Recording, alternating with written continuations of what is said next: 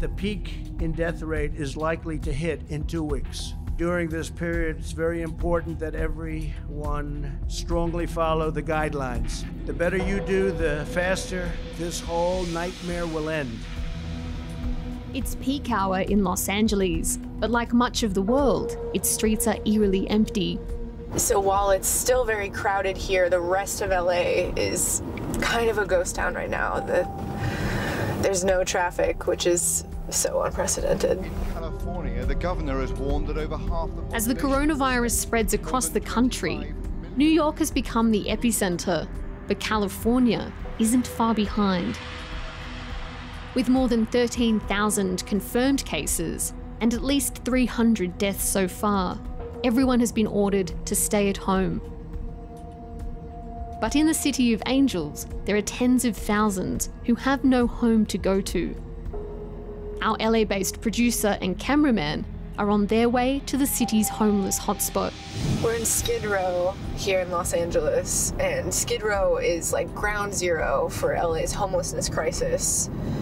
There's tents on the street, people are out. It's one of the only places in LA still where people are packed together during this pandemic. For these people, home quarantine is a privilege they can't afford. So amid this crisis, one shelter is refusing to close its doors. Welcome to Skid Row, where the coronavirus cannot survive, all right? This is the Union Rescue Mission in the heart of Skid Row. Watch your step over here. There are close to 1,000 homeless people seeking shelter here. It's gonna get rocky. It's gonna get rocky. Remember to ask, to call on Jesus. Amen? Reverend Andy Bales is in charge of the mission and its 180 staff, as well as a regular stream of volunteers. Usually the morning sermons are packed with worshippers, but due to social distancing rules, today Andy's streaming it live on Facebook. Amen.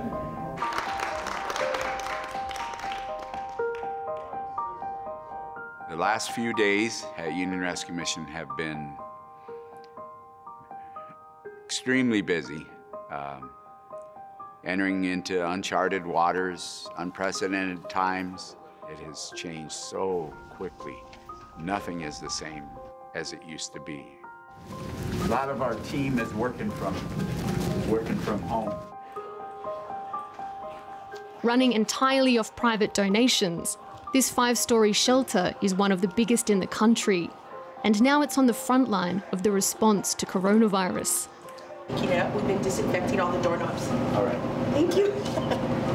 As the pandemic spreads, Andy and his staff have been scrambling to respond. So I guess the biggest priorities this week have been figuring out the safety precautions, then the food supply. We put up hand sanitizers throughout the building. We're washing often touch things more than 9 times a day. We set up hand washing stations at every entrance and exit. Even today, I went by a couple guests and gently as I could, I said, 6 feet. You guys need 6 feet. With the president warning of darker days to come, the shelter's gym has also been turned into a makeshift quarantine area. Now they're bracing for the sick. There are missions around the country who are closing their doors because they're letting fear reign. We're going to continue welcoming guests. We're going to continue feeding guests hot meals. We're going to distinguish ourselves by keeping our doors open. Even if I have to be the caregiver in the gym, we will welcome people who are sick. Despite the risks of continuing to operate, Andy feels they don't have a choice. If we say no, we're sending somebody to nowhere. And they're 2 to 3 times more likely to die on the streets from this pandemic. So our work is more important than ever. In California, the coronavirus has collided with the largest homeless population in the United States. In LA County, more than 44,000 people live on the streets, and it's spiralling out of control. I think since 2017, when I was last on Dateline Australia, that it has only increased exponentially. Especially like in the last 6 months, it seemed like homelessness absolutely exploded. Dateline first met Andy Bales 3 years ago for a story on LA's growing homeless crisis. Skid Row is unlike anything else in the United States. I call it the worst man-made disaster in the US. You really need to look down that street. There's not one open spot of cement sidewalk for probably a half a mile down that way. At that time, and even just a couple of weeks ago, there were around 4,000 people living on the streets surrounding the mission. Hi, how are you? Doing okay? Every day, Andy would walk the streets, inviting people to come inside the shelter because life outside was so bad. What's your name? Dedra. Nice to meet you. God bless you. You got pretty eyes. Here, women and children are most vulnerable. Abuse is rife. It's dangerous, verging on lawless. Hi. Running with handcuffs. The man was running with handcuffs. He was fast. Andy says the impact of coronavirus on this particular area of Los Angeles would be catastrophic.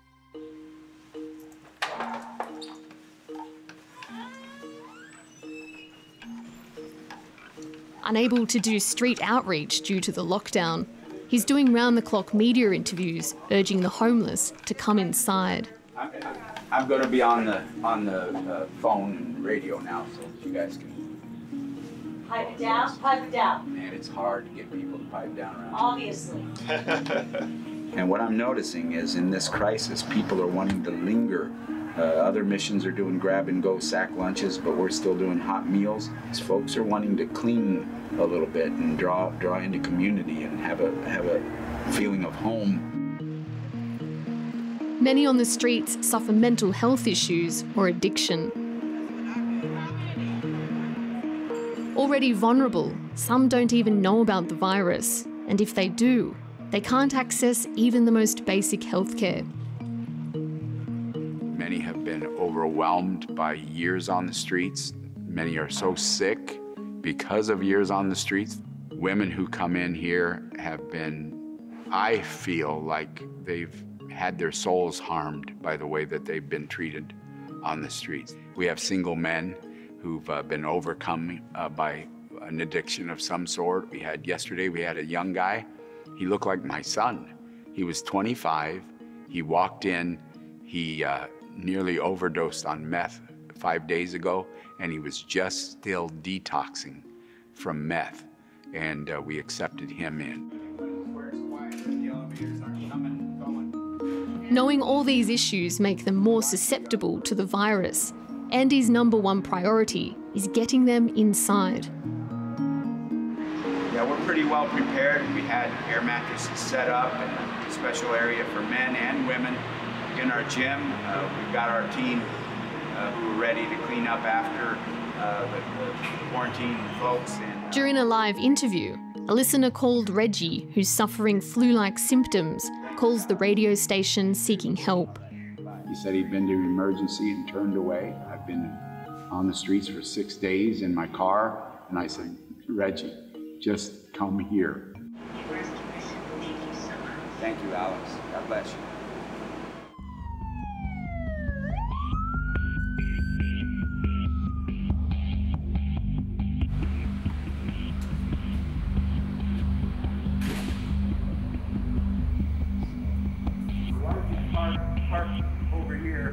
A few hours later, Reggie arrives at the shelter. Today's one of my better days, but from what I've been listening to, it seems like it regresses a little bit and then comes back full strength. What are your symptoms, Reggie? Some body aches, sneezing, cough. Reggie Dominguez is 63 years old and has been sick for 5 days. Living out of a car, he's been struggling to self-quarantine and even wash his hands. Usually what I do, I have a routine where I go to the gyms and clean up, and I'm missing my family, and then I would stay in bed, move around. This time around, they shut down everything. She's 80, so I'm not going to put her at risk, especially not knowing if I'm positive or positive.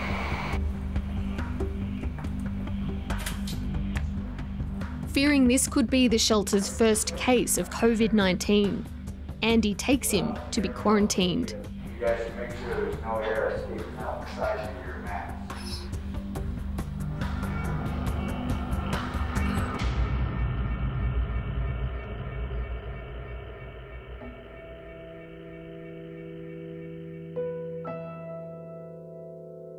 Dealing with suspected cases of coronavirus raises challenges for the healthy who are also seeking refuge inside the shelter.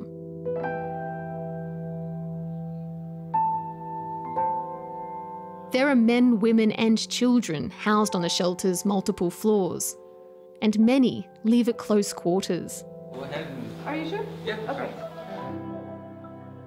Our producer Jackie is taken to a men's dorm room when no one is there to see how people live here. So this is just one of the men's dorms on the 3rd floor. The mission has introduced a head-to-toe sleeping policy to reduce the risk of infection, but the virus still weighs on residents. I'm working all day, just keep my mind off of it, so that way I don't have to sit and ponder and think about it, because if I do, then I'll be like, oh my God, I'll start panicking. Residents like 23-year-old Brianna sleep here at night and volunteer during the day.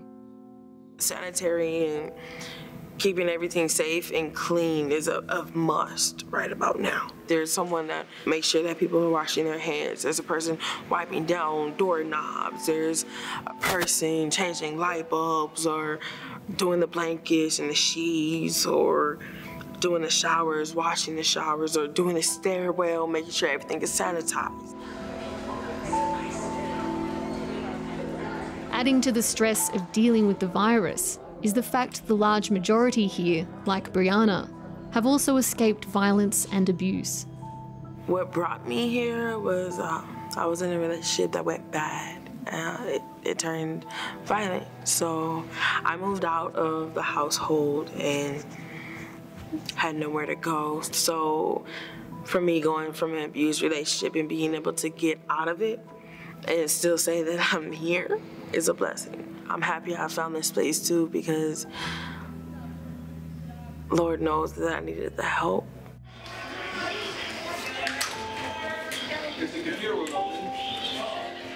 So far, this pandemic has only had a minor impact on the people here, with more restrictions and a changed routine. Good, how are you? But the fact Andy's welcoming the sick alongside the healthy has attracted criticism. We have activists who aren't thinking clearly, who believe that getting people inside is going to be the cause of their death. They're calling missions death traps and things like that, but they're not. They're lifesavers, and I'm not kidding when I say that. They absolutely are lifesavers. But keeping the shelter running amid this pandemic is getting harder by the day. 180 people are needed to provide the mission's most essential services, like food. We're going to hand out the napkins. We're going to have one person over here handing out the sweets. What is the apples? Refrigerator. With your kitchen staff, is this like a reduced staff?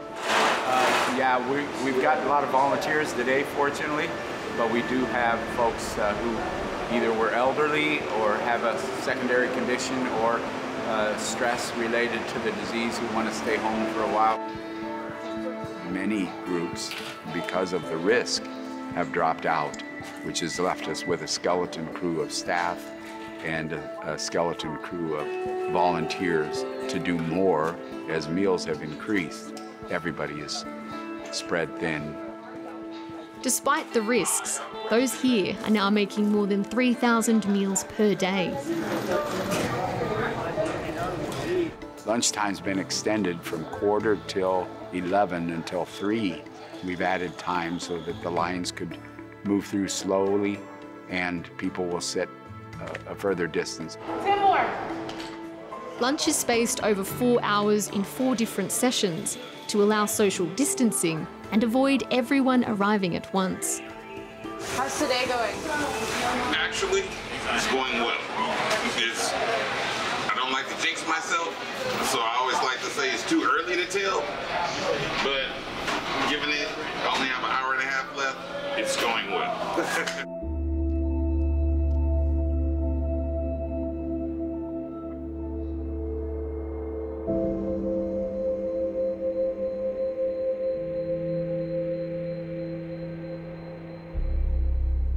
Across California, at least 7 homeless shelter residents have tested positive for coronavirus.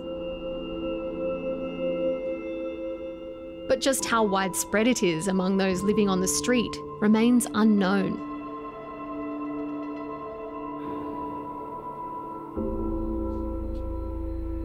Isolated inside the mission's makeshift quarantine zone, Reggie Dominguez catches up with our producer Jackie via Skype. So I was parked under a hospital and listening to the radio, and I'm, looking pretty hopeless and very sick. If I wouldn't have heard that radio, I don't know what I'd be doing right now. I don't know what I would be. I don't know. I'd be at the end. I really would be hopeless. So you've been able to see a doctor in Union Mission? Yes, a doctor and nurse, and she's got me under medication. And started with the antibiotics. The whole crew is just doing really good, and I see what they do it by their hearts, and they risk themselves to that. Several people are now in quarantine, including Reggie, all showing signs of COVID-19. Could you show me around where you are right now? Sure. There's another person behind the curtain. Okay. I haven't seen his face, but we talk a lot. Oh, okay. And I know he's always hungry. Yeah. But the mission is not equipped to test those here. Right across the US, kits are in short supply and testing has been sparse. My thing was, I have tried in several places to get tested. Okay. And they've said no. We're keeping the test for just the emergency people and hospitalized and for healthcare workers. I think that's a big issue, that everybody should get tested, and that way you can accumulate more numbers and know what's going on. With Reggie showing the worst signs of the virus, mission staff insisted he get tested at a nearby clinic. He must now wait 72 hours for the results. Okay, Mary, thank you very much. Thank you very much.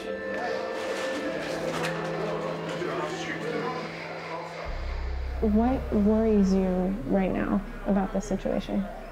What worries me most is we don't know when the peak is coming, what we'll see, what kind of outbreak there really will be among this population. And then we've got so many folks who are on the streets, don't know how to access care, don't have access even to fluids to drink or fever reducers. So those are the folks we're worried about, the ones who are in the tents, just knowing that they're gonna make it through. And do you expect a number of people in this facility to get worse?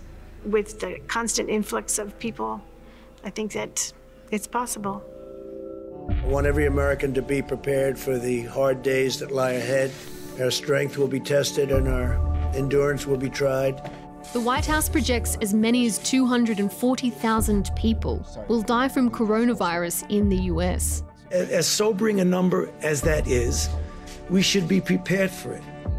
California's authorities are now scrambling to house the homeless, moving them to converted recreational centres, hotels and trailer parks. The governor announced his plan to lease 950 hotels and motels across the state to house the homeless when they get sick. But this plan could take weeks to be fully functional. And until then, the pressure on emergency shelters grows.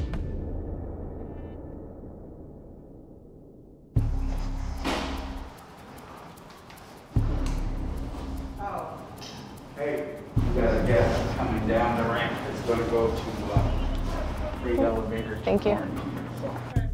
Later that afternoon, another person arrives at the shelter with flu-like symptoms.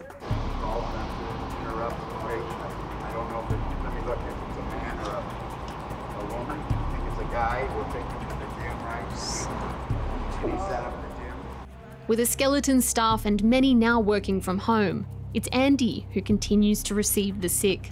So everybody believes that I'm taking a great risk by even being here, but I think I'd be at greater risk mentally and spiritually by not being here. And I think the mission would be at greater risk because they need to see my example of being on the front lines with them. Working on the front line is why Andy's in a wheelchair. He lost his leg to a flesh-eating bacteria he picked up on Skid Row 5 years ago. Follow my wife's direction. She says use a disposable tooth.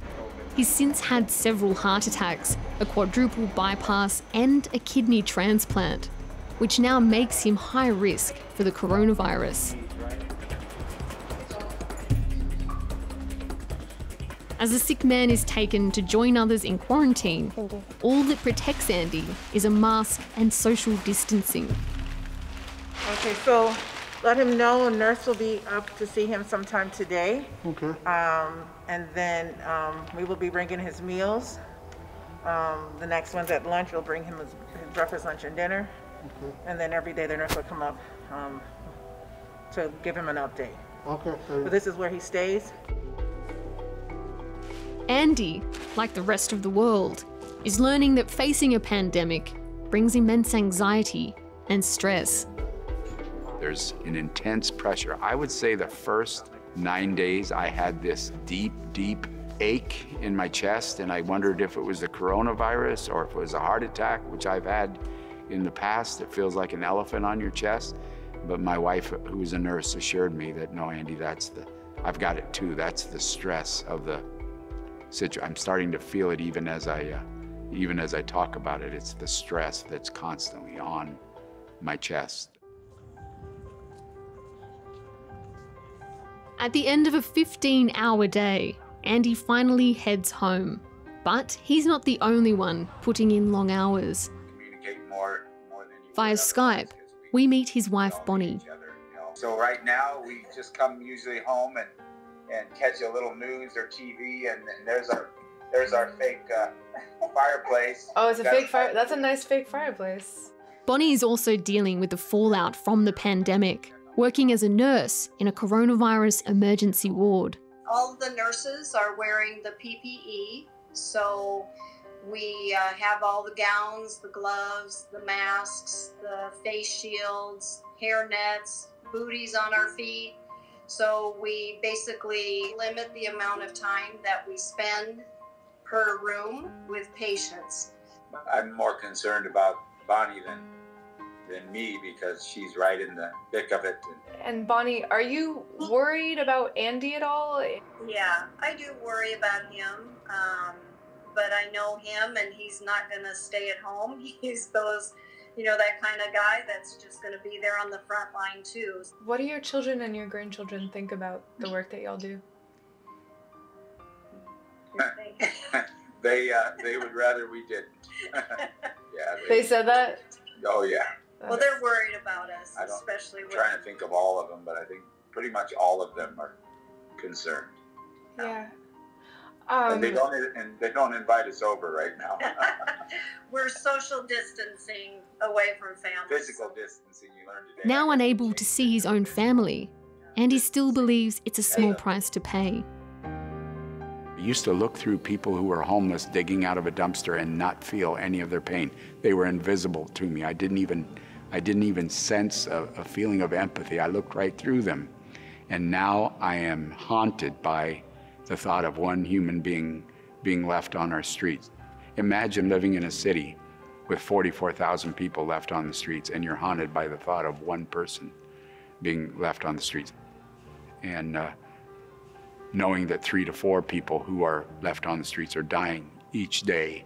I'm haunted by that, and I won't stop until our city addresses that, or I'm no longer here.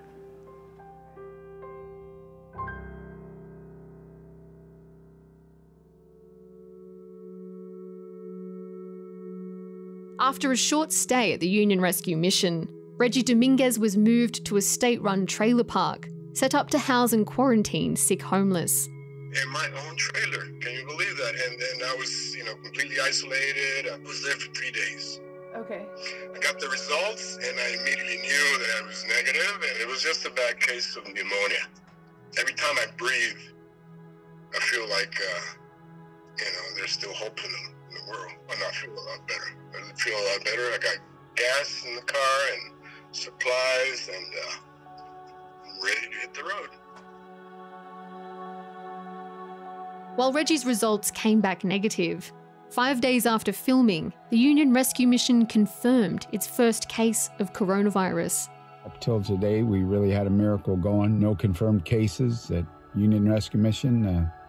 I think now today there's 2 confirmed cases in our area, one of which is at the Union Rescue Mission. We have a teammate who's battling at ICU, and just ask you to pray for this beloved teammate.